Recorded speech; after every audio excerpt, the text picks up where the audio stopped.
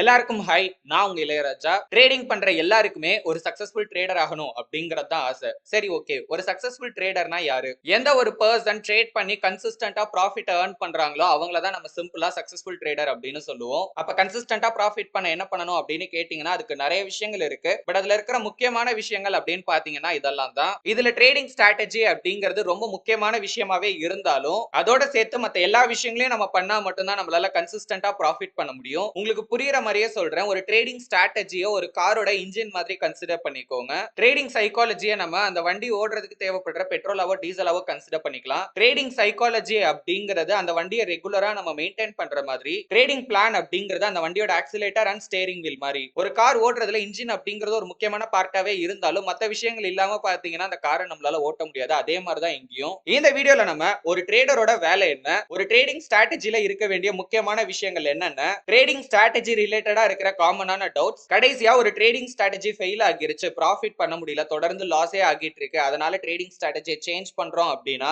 அதுக்கு முன்னாடி நம்ம செக் பண்ண வேண்டிய விஷயங்கள் என்னென்ன அப்படிங்கறத பத்தி டீடைல்டா இந்த வீடியோல பார்க்க போறோம். ஸ்கிப் பண்ணாம வீடியோவை கடைசி வரைக்கும் பாருங்க, கண்டிப்பா யூஸ்ஃபுல்லா இருக்கும். ஃபர்ஸ்ட் டைம் நம்ம வீடியோ பாக்குறீங்க அப்படின்னா நம்ம சேனல் மறக்காம சப்ஸ்கிரைப் பண்ணி பக்கத்துல இருக்க பெல் ஐகானையும் பிரஸ் பண்ணிக்கோங்க. இந்த மாதிரியான வீடியோஸை ரெகுலரா பார்க்க. நீங்க ஸ்டாக் மார்க்கெட்ல ட்ரேடிங் ஆர் இன்வெஸ்ட்மெண்ட் பண்ற ஐடியால இருக்கீங்களா? எங்க இருந்து ஸ்டார்ட் பண்ணணும் அப்படிங்கிற கிளியர் ஐடியா இல்லாம இருக்கீங்கனாலும் சரி, இல்ல ப்ராப்பரா லேர்ன் பண்ணிட்டு அதுக்கப்புறம் பண்ணணும் அப்படிங்கிற ஐடியால இருக்கீங்கனாலும் சரி, கீழே டிஸ்கிரிப்ஷன்ல இருக்க கூகுள் ஃபார்மை ஃபில் பண்ணுங்க. நாங்க உங்களுக்கு சப்போர்ட் பண்றோம். ஒரு ட்ரேடரோட வேலை என்ன? ஒவ்வொரு ப்ரொஃபஷனுக்குமே ஒரு வேலை அப்படின்னு ஒன்னு இருக்கும். உதாரணத்துக்கு இப்போ ஒரு டாக்டர் இருக்காரு அப்படின்னா அந்த ப்ரொஃபஷனுக்கு ஏத்த மாதிரி அவங்க என்னென்ன வேலை செய்யணும் அப்படின்னு இருக்கும். இப்போ ஒரு இன்ஜினியர் இருக்காரு அப்படின்னா அந்த ப்ரொஃபஷனுக்கு அப்படின்னு பாத்தீங்கன்னா ஒரு சில வேலை இருக்கும். நான் காமனா சொல்றேன். இப்போ டாக்டர்ல இப்போ டென்டிஸ்ட் அப்படின்னு எடுத்துக்கோங்க. அவங்களுக்குன்னு ஒரு சில குறிப்பிட்ட வேலைகள் இருக்கும். அவங்க என்னென்ன மாதிரியான வேலைகள்லாம் செய்வாங்க அப்படின்னு இருக்கும். இப்போ இதே மாதிரி ஒரு ட்ரேடர் அப்படின்னா அவருக்கு என்ன வேலை இருக்கு, அவர் என்ன வேலை செய்வாரு, இல்ல ஒரு ட்ரேடர்னா நம்ம என்ன வேலை செய்யணும், என்னென்ன மாதிரியான வேலைகள்லாம் இங்க இருக்கு அப்படிங்கறத முதல்ல நீங்க தெரிஞ்சுக்கணும். ஒரு ட்ரேடரோட வேலையே ஒரு ஃபைனான்சியல் இன்ஸ்ட்ருமெண்ட்டை பை அண்ட் செல் பண்றது. அந்த ஃபைனான்சியல் இன்ஸ்ட்ருமெண்ட் அப்படிங்கிறது ஸ்டாக்கா இருக்கலாம், ஃபியூச்சர்ஸ் அண்ட் ஆப்ஷன்ஸா இருக்கலாம், ஃபாரெக்ஸா இருக்கலாம், கிரிப்டோ கரன்சியா இருக்கலாம், கமாடிட்டியா இருக்கலாம். அதுவும் ப்ராஃபிட் பண்ணணும் அப்படிங்கிற நோக்கத்துக்காக பண்ணுவாங்க. அதை பண்றதுக்கு அவங்க மார்க்கெட் அனலைஸ் பண்ணணும், ரிஸ்கை மேனேஜ் பண்ணணும், எமோஷன்ஸை கண்ட்ரோல் பண்ணணும். அவங்களுக்கு ஏத்த மாதிரியான ஒரு ட்ரேடிங் ஸ்ட்ராட்டஜியை ஃபாலோ பண்ணி அந்த ஸ்ட்ராட்டஜிக்கு ஏத்த மாதிரியான என்ட்ரிஸ் கிடைக்கிறப்ப அதை எக்ஸிக்யூட் பண்ணுவாங்க. அதாவது அந்த ஸ்ட்ராட்டஜியை பேஸ் பண்ணி அவங்க பை அண்ட் செல் பண்ணுவாங்க. ட்ரேடிங் ஸ்ட்ராட்டஜில இருக்க வேண்டிய முக்கியமான விஷயங்கள், நம்பர் 1, மார்க்கெட் அனலைஸ் பண்றதுக்கான ஒரு டெக்னிக் தான் நம்மளோட ட்ரேடிங் ஸ்ட்ராட்டஜில இருக்க வேண்டிய முதல் விஷயம் அண்ட் ரொம்ப முக்கியமான ஒரு விஷயம். நம்ம ஃபாலோ பண்ற டெக்னிக் மூலமா நமக்கு இந்த 3 கேள்விக்கான பதில் கிடைக்கணும். ஃபர்ஸ்ட் क्वेश्चन, இப்ப மார்க்கெட்ல என்ன நடந்துகிட்டு இருக்கு? ஏன்னா இப்ப மார்க்கெட்ல என்ன நடந்துகிட்டு இருக்கு அப்படிங்கறத தெரிஞ்சுக்கிட்டா மட்டும் தான் நெக்ஸ்ட் மார்க்கெட்ல என்ன நடக்கும் அப்படிங்கறத நம்மளால வந்து பிரெடிக்டே பண்ண முடியும். அதுக்கு ஒரு ட்ரேடர் பாஸ்ட் அண்ட் பிரசன்ட் டேட்டாவை பாத்தீங்கன்னா அனலைஸ் பண்ணுவாங்க. ரெண்டாவது கேள்வி, இப்ப ஏதாவது என்ட்ரி எடுக்க வாய்ப்பு இருக்கா? இதுக்கு வந்து எஸ் ஆர் நோ, அவ்வளவுதான் பதில். ஓகேங்களா? எஸ் அப்படின்னா இப்ப வந்து மார்க்கெட்ல ஒரு என்ட்ரி கிடைக்கிறதுக்கான சான்ஸ் இருக்கு, இங்க வந்து இந்த மாதிரி ஒரு என்ட்ரி எடுக்கலாம், இதை பேஸ் பண்ணி என்ட்ரி எடுக்கலாம் அப்படின்னு பாத்தீங்கன்னா நம்ம டிசைட் பண்ணலாம். இல்ல இப்ப இருக்கிற கரண்ட் மார்க்கெட்ல வந்து எதுவும் என்ட்ரி கிடைக்கிறதுக்கான வாய்ப்பு இல்ல அப்படின்னா தொடர்ந்து நம்ம வந்து மார்க்கெட் அனலைஸ் பண்ணிக்கிட்டே இருக்கோம், வெயிட் பண்றோம் ஒரு கிளியரான ஒரு ட்ரேடிங் செட்டப் கிரியேட் ஆகுற வரைக்கும். மூணாவது கேள்வி, இப்ப நீங்க என்ட்ரி எடுக்க போறீங்க அப்படின்னா லாங் பொசிஷன் எடுக்க போறீங்களா, ஷார்ட் பொசிஷன் எடுக்க போறீங்களா அப்படிங்கறதையும் பாத்தீங்கன்னா அங்கேயே டிசைட் பண்ணிடணும். அதாவது சிம்பிளா சொல்லணும் அப்படின்னா மார்க்கெட்ல பை என்ட்ரி எடுக்க போறீங்களா, செல் என்ட்ரி எடுக்க போறீங்களா. இப்ப நீங்க மார்க்கெட் அனலைஸ் பண்ணி நெக்ஸ்ட் மார்க்கெட் ஏற போதா இறங்க போதா இதையும் பாத்தீங்கன்னா அங்கேயே டிசைட் பண்ணிடணும். இந்த எல்லா கேள்விக்குமான பதிலையும் நம்ம மார்க்கெட் அனலைஸ் பண்ற டெக்னிக் மூலமா நம்ம கண்டுபிடிக்கணும். Number 2, entry strategy. இதுல எங்க எப்போ எந்த பிரைஸ்ல நம்ம என்ட்ரி எடுக்கணும் அப்படிங்கறத டிசைட் பண்ணணும். இந்த ஏரியால தான் நிறைய பேர் காமனா ஒரு மிஸ்டேக் பண்ணுவாங்க. அது என்ன அப்படின்னா மார்க்கெட்டை ஸ்டடி பண்ணுவாங்க, நெக்ஸ்ட் மார்க்கெட் ஏற போதா இறங்க போதா எல்லாம் டிசைட் பண்ணுவாங்க. டிசைட் பண்ண உடனே வந்து பாத்தீங்கன்னா ஒரு என்ட்ரியை போய் போட்டுருவாங்க. அப்படி நம்ம பண்ணவே கூடாது. ஏற்கனவே நம்ம முன்னாடி ஒரு வீடியோல ஒரு என்ட்ரி எடுக்கிறதுக்கு முன்னாடி நம்ம என்னென்ன விஷயங்களை பார்க்கணும் அப்படிங்கறத என்ட்ரி செக்லிஸ்ட் அப்படிங்கிற வீடியோல டீடைலா டிஸ்கஸ் பண்ணியிருக்கோம். டிஸ்கிரிப்ஷன்ல லிங்க் இருக்கு, மறக்காம செக் பண்ணி பாருங்க. அதன்படி இப்ப நீங்க மார்க்கெட் அனலைஸ் பண்ணி டைரக்ஷன் எல்லாம் வந்து கரெக்ட்டா டிசைட் பண்ணிட்டீங்க அப்படின்னா கூட கரெக்ட்டான பிளேஸ்ல தான் என்ட்ரி எடுக்கிறீங்களா, கரெக்ட்டான டைம், அது கரெக்ட்டான பிரைஸ்ல தான் நம்ம என்ட்ரி எடுக்கிறோமா அப்படிங்கிற எல்லா விஷயங்களையும் பாத்தீங்கன்னா நம்ம செக் பண்ணணும். ஒரு சில ட்ரேடிங் ஸ்ட்ராட்டஜிஸ் டைம் சென்சிட்டிவா இருக்கும். அதாவது என்ன விஷயம் அப்படின்னா ஒரு குறிப்பிட்ட டைம்ல என்ட்ரி எடுத்தா மட்டும்தான் மோஸ்ட் ப்ராபபிலி நம்மளுக்கு வந்து அந்த என்ட்ரி ஒர்க் அவுட் ஆகிறதுக்கான சான்ஸ் இருக்கும். அப்ப அந்த இடத்துல இடத்துல எல்லாம் நம்ம கரெக்டான டைம்ல தான் என்ட்ரி எடுக்கிறோமா அப்படிங்கறத பார்க்கணும். ஒரு சில இடத்துல மார்க்கெட் கண்டிஷன் எல்லாம் பெர்ஃபெக்ட்டா இருக்கும். பட் இருந்தாலுமே பிரைஸ் அப்படிங்கிறது நமக்கு ஃபேவரபிளா இருக்காது. ரொம்ப ஹையர் பிரைஸ்ல போய் பை பண்ற மாதிரி இருக்கும். இல்ல ரொம்ப லோயர் பிரைஸ்ல வந்து செல் பண்ற மாதிரி இருக்கும். அந்த மாதிரி கண்டிஷன்ல எல்லாம் யூசுவலா என்ன பண்ணலாம் அப்படின்னா இன்னும் கொஞ்சம் வெயிட் பண்ணி ஒரு பெட்டர் பிரைஸ் வந்ததுக்கு அப்புறம் கூட பாத்தீங்கன்னா நம்ம வந்து என்ட்ரியை எடுக்கலாம். அண்ட் இது எல்லாத்தையுமே செக் பண்ணி அனலைஸ் பண்ணி கடைசியா நம்மளோட என்ட்ரி பாயிண்ட்டை டிசைட் பண்றதுக்கான டெக்னிக் அப்படிங்கிறது நம்மளோட என்ட்ரி ஸ்ட்ராட்டஜில இருக்கணும். Number 3 exit strategy. இதுல முதல் கேள்வி என்ன அப்படின்னா மார்க்கெட் ஒருவேளை நீங்க நினைச்ச மாதிரி மூவ் ஆகல அப்படின்னா எங்க உங்களோட என்ட்ரியை நீங்க க்ளோஸ் பண்ண போறீங்க அப்படிங்கறத டிசைட் பண்ணணும். அதாவது உங்களோட ஸ்டாப் லாஸ் பாயிண்ட்டை டிசைட் பண்ணணும். ரெண்டாவது கேள்வி, ஒருவேளை மார்க்கெட் நம்ம நினைச்ச மாதிரியே மூவ் ஆகுது அப்படின்னா கூட எங்க நம்மளோட பொசிஷனை க்ளோஸ் பண்ணணும் அப்படிங்கறத நம்ம டிசைட் பண்ணணும். அதாவது டார்கெட் பாயிண்ட்டை நம்ம முடிவு பண்ணணும். இந்த ஸ்டாப் லாஸும் சரி டார்கெட்டும் சரி கிட்டத்தட்ட நம்ம என்ட்ரி பாயிண்ட் மாதிரி தான் முடிவு பண்ணுவோம். அதாவது எங்க நம்ம வந்து ஸ்டாப் லாஸ் டார்கெட் வைக்கலாம், எந்த பிரைஸ்ல நம்ம வந்து ஸ்டாப் லாஸ் டார்கெட் வைக்கலாம் அப்படிங்கறத நம்ம மார்க்கெட்டை ஸ்டடி பண்ணி தான் டிசைடே பண்ணணும். இந்த இடத்துல காமனா நிறைய பேர் பண்ற மிஸ்டேக் என்ன அப்படின்னா ஒன்னு ஸ்டாப் லாஸ் இல்ல டார்கெட் இல்ல ரெண்டையுமே பாத்தீங்கன்னா வைக்கவே மாட்டாங்க. ஒரு என்ட்ரியை எடுக்கிறத விட அதை க்ளோஸ் பண்றது தான் இருக்கலே ரொம்ப ரொம்ப ரொம்ப கஷ்டமான ஒரு விஷயம். அது மட்டும் இல்லாம ஒரு என்ட்ரி எடுத்ததுக்கு அப்புறம் அந்த என்ட்ரியை க்ளோஸ் பண்றதுக்கு முன்னாடி தான் மோஸ்ட் ஆஃப் த பீப்புள் எமோஷனலா டிசிஷன்ஸ் எடுப்பாங்க.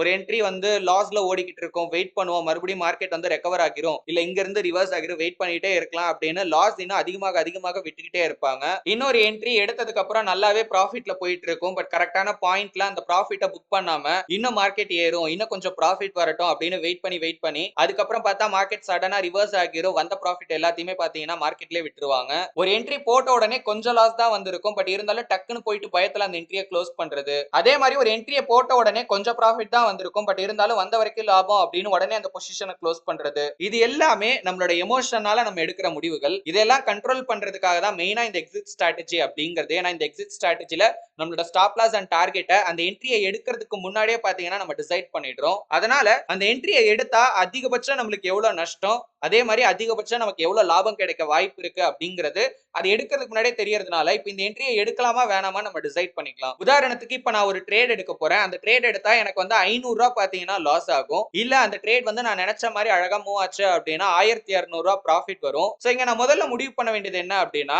ஒருவேளை அந்த என்ட்ரி 500 rupees லாஸ் ஆச்சு அப்படின்னா அதை என்னால ஏத்துக்க முடியுமா முடியாதா அப்படிங்கிறது தான். ஓகே, நானும் யோசிச்சு பாக்குறேன். என்னோட ட்ரேடிங் கேபிட்டலோட ஒரு குறிப்பிட்ட பெர்சன்டேஜ் தான் அது. அந்த லாஸ் போனாலும் எனக்கு ஒன்னும் பிரச்சனை இல்ல அப்படின்னு நான் முடிவு பண்றேன். அடுத்து அந்த என்ட்ரியில கிடைக்கிற ப்ராஃபிட் அப்படிங்கிறது நமக்கு போதுமானதா இருக்கா அப்படிங்கறத பார்க்கணும். ஏன்னா இந்த என்ட்ரியில எனக்கு 500 ரூபாய் லாஸ் ஆகவும் வாய்ப்பு இருக்கு அப்படிங்கறத தெரிஞ்சே தான் பாத்தீங்கன்னா நான் இந்த என்ட்ரி எடுக்கிறத பத்தி யோசிக்கிறேன். சோ 500 ரூபாய் நான் ரிஸ்க் எடுக்கிறேன் அப்படின்னா அதுக்கு ஏத்த அளவுக்கு ப்ராஃபிட் வர வாய்ப்பு இருக்கா அப்படிங்கறதையும் நான் பார்க்கணும். இப்போ இந்த எக்ஸாம்பிள்ல நான் 500 ரூபாய் ரிஸ்க் எடுக்கிறேன், 1200 ரூபாய் ப்ராஃபிட். சோ கிட்டத்தட்ட 2 மடங்குக்கும் மேல தான் இருக்கு. எனக்கு போதுமானதா தான் தோணுது. சோ அதனால இந்த என்ட்ரியை எடுக்கலாம் அப்படின்னு நான் டிசைட் பண்றேன். இப்போ நான் entry point, stop loss, target இது எல்லாத்தையுமே டிசைட் பண்ணி முடிச்சதுக்கு அப்புறம் தான் அந்த என்ட்ரியை எடுக்கிறேன். இதுதான் கரெக்டான ப்ரொசீஜரும் கூட. ட்ரேடிங் ஸ்ட்ராட்டஜி அப்படின்னு சொன்னாலே மோஸ்ட் ஆஃப் த பீப்புளுக்கு பாத்தீங்கன்னா காமனா ஒரு சில டவுட்ஸ் வரும். அதை பத்தி ஒன் பை ஒன்னா பார்க்கலாம். முதல் டவுட்டே என்ன ஸ்ட்ராட்டஜி ப்ரோ நான் யூஸ் பண்ணலாம்? ஐசிடிங்கறாங்க, எஸ்எம்சிங்கறாங்க, பிரைஸ் ஆக்ஷன்ங்கறாங்க, இண்டிகேட்டர்ஸ் அப்படின்னு சொல்றாங்க. ஏகப்பட்ட ஸ்ட்ராட்டஜிஸ் இருக்கு. இதுல இருக்கிறதுல எது வந்து பெஸ்டான ஸ்ட்ராட்டஜி, எந்த ஸ்ட்ராட்டஜி யூஸ் பண்ணா என்னால நல்லா ப்ராஃபிட் பண்ண முடியும் அப்படின்னு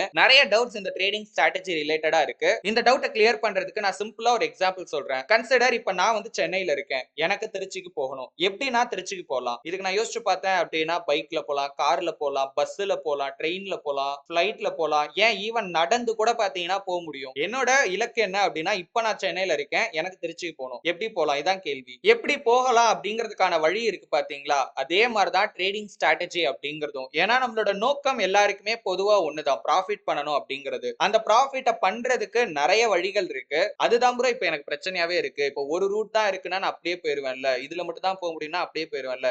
இப்போ 1008 ட்ரேடிங் ஸ்ட்ராட்டஜிஸ் இருக்கு. ஒரு சில ட்ரேடிங் ஸ்ட்ராட்டஜிஸ்ல வந்து பாத்தீங்கன்னா இதுதான் பெஸ்ட் அப்படின்னு சொல்றாங்க. ஒரு சில ஸ்ட்ராட்டஜிஸ்ல நீங்க வந்து சார்ட்டை பார்க்கவே வேணாம், பிரைஸ் ஆக்ஷன்லாம் பார்க்கவே வேணாங்கிறாங்க. ஒரு சில ஸ்ட்ராட்டஜில நீங்க போனே ஆன் பண்ண வேணாம் அப்படின்லாம் சொல்றாங்க. சோ இவ்வளவு ஸ்ட்ராட்டஜிஸ் இருக்கும்போது இந்த டவுட் வரது அப்படிங்கிறது பாத்தீங்கன்னா நார்மல் தான். பட் நீங்க புரிஞ்சுக்க வேண்டியது என்ன அப்படின்னா இது எல்லாமே ஒரு வழிதான். சோ இதுல உங்களுக்கு ஏத்த மாதிரியான வழிய நீங்க தான் தேர்ந்தெடுக்கணும். ஏன்னா வீடியோவோட ஸ்டார்டிங்லயே நான் ஒரு விஷயம் சொன்னேன். ஒரு ட்ரேடர் அவருக்கு ஏத்த மாதிரியான ஒரு ட்ரேடிங் ஸ்ட்ராட்டஜிய ஃபாலோ பண்ணுவாரு அப்படின்னு. சோ அதனால தான் சொல்றேன். ஒவ்வொருத்தருக்கும் பாத்தீங்கன்னா ஒரு ஸ்டைல் இருக்கும். ஓகேங்களா? ஒவ்வொருத்தரும் ஒரு ஒரு அளவுக்கு ரிஸ்க் எடுக்க தயாரா இருப்பாங்க. ஒவ்வொருத்தரோட பெர்சனாலிட்டி ஒவ்வொரு மாதிரி இருக்கும். அதனால அவங்கவங்களுக்கு ஏத்த மாதிரியான ஒரு ட்ரேடிங் ஸ்ட்ராட்டஜிய தான் ஃபாலோ பண்ணணும். இதுல நான் என்ன சஜெஸ்ட் பண்ணுவேன் அப்படின்னு கேட்டீங்கன்னா, முதல்ல ஒரு ட்ரேடிங் ஸ்ட்ராட்டஜிய நீங்க லேர்ன் பண்ண ஆரம்பிங்க. நீங்களா ஓனா லேர்ன் பண்றீங்க அப்படின்னா அந்த ஸ்ட்ராட்டஜி ப்ராஃபிட்டபிளா தான் இருக்கா இல்லையா அப்படிங்கறத நீங்க தான் ஸ்டடி பண்ணி அப்ளை பண்ணி கடைசியா தெரிஞ்சுக்க முடியும். இல்ல இன்னொரு பர்சன் கிட்ட இருந்து ஒரு ட்ரேடிங் ஸ்ட்ராட்டஜியை நீங்க லேர்ன் பண்றீங்க.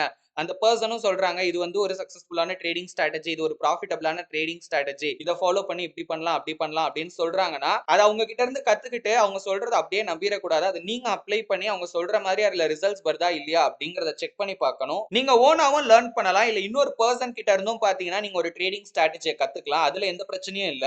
ஆனா இது ரெண்டுலயுமே காமனா இருக்கிற ஒரு விஷயம் என்ன அப்படின்னு பாத்தீங்கன்னா, நீங்க ஃபர்ஸ்ட் லேர்ன் பண்றீங்க, அதுக்கப்புறம் அதை அப்ளை பண்றீங்க, அதுக்கப்புறம் அதோட ரிசல்ட்ஸ் என்ன அப்படிங்கறத தெரிஞ்சுக்கிறீங்க. அதாவது நீங்க ப்ராஃபிட்டபிளா இருக்கீங்களா இல்லையா அப்படிங்கறத தெரிஞ்சுக்கிறீங்க. ட்ரேடிங் பண்றதுக்கு இன்ஃபைனைட் ட்ரேடிங் ஸ்ட்ராட்டஜிஸ் இருக்கு. அதாவது எண்ணில் அடங்காத வழிகள் இருக்கு. பட் ஆனா நீங்க கன்சிஸ்டன்டா ப்ராஃபிட் பண்ண உங்களுக்கு தேவைப்படுறது ஜஸ்ட் ஒரே ஒரு ஸ்ட்ராட்டஜி தான். நீங்க இப்பதான் புதுசா ட்ரேடிங் பண்ண ஸ்டார்ட் பண்ணிருக்கீங்க அப்படின்னா நிறைய ஸ்ட்ராட்டஜிஸ்ல ஃபோக்கஸ் பண்ணாதீங்க. இது என்னோட பர்சனல் சஜஷன். ஏன் அப்படின்னு கேட்டீங்கன்னா, நிறைய ஸ்ட்ராட்டஜிஸ்ல ஃபோக்கஸ் பண்ணி வொர்க் பண்ணும்போது லேர்ன் பண்ணும்போது கன்ஃபியூஷன் அப்படிங்கிற ஒரு விஷயம் வரும். அண்ட் ஒரு ஸ்ட்ராட்டஜியை ப்ராப்பராவும் முழுசாவும் பாத்தீங்கன்னா நம்மளால அப்ளை பண்ண முடியாம போலாம். ஏன்னா இப்போ ஒரே ஒரு ஸ்ட்ராட்டஜியை நீங்க ஃபோக்கஸ் பண்றீங்க, அந்த ஸ்ட்ராட்டஜியை ஃபுல்லா கத்துக்கிறீங்க, அதுல இருக்கிற எல்லா விஷயங்களையும் நீங்க அப்ளை பண்றீங்க. இதே நீங்க வந்து ஒரு 10 ஸ்ட்ராட்டஜியை கத்துக்கிட்டு இருக்கீங்க. சோ முதல் ஸ்ட்ராட்டஜில இருக்கிற விஷயத்தை நாலாவது ஸ்ட்ராட்டஜியோட கன்ஃபியூஸ் பண்ணிக்கிறீங்க. ரெண்டாவது ஸ்ட்ராட்டஜியை யூஸ் பண்றப்ப ஏழாவது ஸ்ட்ராட்டஜில பண்ண வேண்டிய விஷயத்தை நீங்க வந்து இன்க்ளூட் பண்ணி பண்றீங்க அப்படின்னா ஒரு ஸ்ட்ராட்டஜிக்கு கிடைக்க வேண்டிய ரிசல்ட்ஸ் அப்படிங்கிறது கிடைக்காமலே போலாம். ஒரு ட்ரேடிங் ஸ்ட்ராட்டஜி ஃபெயில் ஆகிருச்சு அப்படின்னு நம்ம டிசைட் பண்றதுக்கு முன்னாடி செக் பண்ண வேண்டிய விஷயங்கள் என்னென்ன அப்படிங்கறத பத்தி ஒன் பை ஒன்னா பார்க்கலாம். ஃபர்ஸ்ட் ஒரு ட்ரேடரா நம்ம நம்மளோட வேலையை கரெக்டா செஞ்சோமா இல்லையா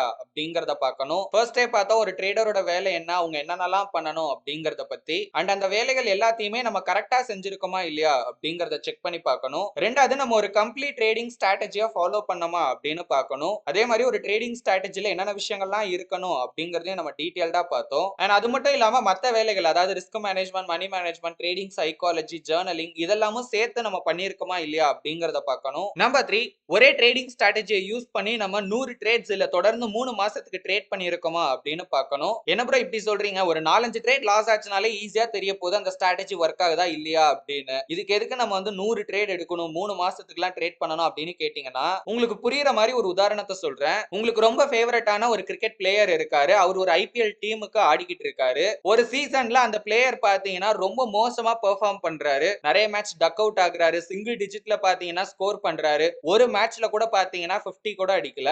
அந்த டீம் அந்த சீசன்லயே பாத்தீங்கன்னா கடைசி பொசிஷன்ல இருக்காங்க. அந்த பிளேயரை உங்களுக்கு பிடிச்சதுக்கு முக்கியமான காரணமே அவரோட பெர்ஃபார்மன்ஸ் அப்படின்னு வச்சுக்கோங்களேன். இப்ப இந்த அளவுக்கு மோசமா பெர்ஃபார்ம் பண்றத பாக்கும்போது அந்த பிளேயரை வந்து நமக்கு இப்பவும் பிடிக்குமா? அடுத்த சீசன்ல இந்த டீம்ல இந்த பிளேயர் ஆடவே கூடாது அப்படின்லாம் நம்ம நினைப்போமா? சரி ஓகே நமக்கு பிடிக்காமலே போயிருச்சு அப்படின்னு வச்சுக்கலாம். பட் அந்த டீம்ல அந்த பிளேயர் விளையாடணுமா வேணாமா அப்படிங்கறத டிசைட் பண்றது அந்த டீமோட ஓனர் தான். முதல் ஒரு விஷயம் தெரிஞ்சுக்கோங்க, ஐபிஎல் மாதிரியான ஒரு பெரிய கிரிக்கெட் கேம்ல ஒரு பிளேயர் விளையாடணும் அப்படின்னா அவருக்கு எந்த அளவுக்கு ஸ்கில் இருக்கணும் அப்படின்னு. ஏன்னா எவ்வளவு பேர் வந்து பாத்தீங்கன்னா கிரிக்கெட் விளையாடுறாங்க, எல்லாரையுமே கூப்பிட்டு வந்து ஐபிஎல் ஆட விடுறது கிடையாது. ஒரு பிளேயருக்கு திறமை இருக்கிறதுனால தான் காசு போட்டு அவங்க அந்த டீம்ல விளையாட வைக்கிறாங்க.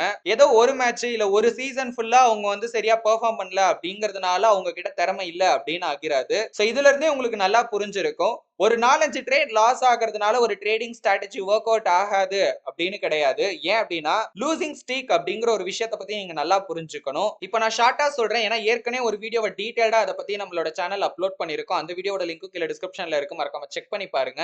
லாஸை எப்படி நம்மளால அவாய்ட் பண்ண முடியாதோ அதே மாதிரி தான் நம்மளால லூசிங் ஸ்ட்ரீக்கையும் அவாய்டே பண்ண முடியாது. ஒரு ஸ்ட்ராட்டஜி யூஸ் பண்ணி நீங்க வந்து 10 ட்ரேட் எடுக்கிறீங்க, அந்த 10 ட்ரேட்ல தொடர்ந்து ஒரு 6 ட்ரேட்ல வந்து நீங்க ப்ராஃபிட் பண்றீங்க அப்படின்னா நீங்க கவலைப்படுவீங்களா? கண்டிப்பா கிடையாது. ப்ராஃபிட் வருது அப்படின்னா யாருமே பாத்தீங்கன்னா கஷ்டப்பட மாட்டாங்க, கவலைப்பட மாட்டாங்க. இப்ப இதே மாதிரி 10 ட்ரேட் எடுக்கிறீங்க, வரிசையா ஒரு 6 லாஸ் வருது அப்படின்னா என்ன பண்ணுவீங்க? அண்ட் ஒரு விஷயத்தை நல்லா புரிஞ்சுக்கோங்க, ப்ராஃபிட் லாஸ் அப்படிங்கிறது ஒரு ட்ரேடோட முடிவு தான். சரிங்களா? 2 விதமான முடிவு, லாபம் நஷ்டம் அப்படிங்கிறது. இதுல தொடர்ந்து நமக்கு லாபம் வரதுக்கு எப்படி வாய்ப்பு இருக்கோ அதே மாதிரி தொடர்ந்து நமக்கு நஷ்டம் வரதுக்கான வாய்ப்பும் பாத்தீங்கன்னா இருக்கு. நீங்க இந்த உலகத்துல இருக்கிற எந்த ட்ரேடிங் ஸ்ட்ராட்டஜி யூஸ் பண்ணாலும் சரி, அந்த ஸ்ட்ராட்டஜில தொடர் நஷ்டம் அப்படிங்கிறது எப்பயாவது வரதுக்கும் வாய்ப்பு இருக்கு. சரி ஓகே ப்ரோ, தொடர் நஷ்டம் வரும் அப்படின்னு சொல்றீங்க, எத்தனை ட்ரேட் மேக்ஸிமம் லாஸ் ஆகலாம் அப்படின்னு கேட்டீங்கன்னா ஆக்சுவலி அதுக்கும் பாத்தீங்கன்னா நம்ம கிட்ட கவுண்டே இருக்காது. பட் இருந்தாலும் நம்ம ஃபாலோ பண்ற மெத்தட்ஸ் மூலியமா முடிஞ்ச அளவுக்கு அந்த மாதிரியான கண்டினியூஸ் லாசஸ் நம்ம கண்ட்ரோல் பண்ண ட்ரை பண்ணலாம். பட் என்ன இருந்தாலும் அதை நம்மளால அவாய்டே பண்ண முடியாது.